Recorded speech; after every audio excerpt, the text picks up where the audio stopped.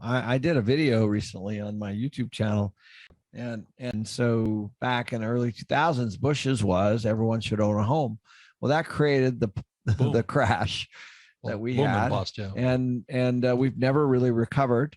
And we have an affordability issue that's going to keep people out of single family. It's going to push them right into rentals. Well, the millennial generation and their kids, it doesn't look like they'll be able to buy. No. And the problem is BlackRock and those guys, those big private equity guys, hedge funds came in, they bought all the single families up because they realized what Kenny and I realized, that it's really renting property is better than owning property. That's right. Yeah.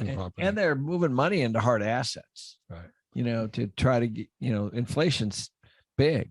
So it's the highest it's been in years. And so if you're a company like that and you're sitting on a lot of cash, and you want to move it into hard assets, and real estate is a hard asset. The reason savers are losers, this is back 25 years ago in Rich Dad Poor Dad, is what caused the bubble is because, especially after the 2020 election and COVID, they printed $10 trillion. I know. But then again, they can't afford their houses. They can only afford to rent. So that's why I said savers are losers. Your house is not an asset, because I think they're going to push the interest rates up. And a lot of people who just bought property recently, hoping the price will go up.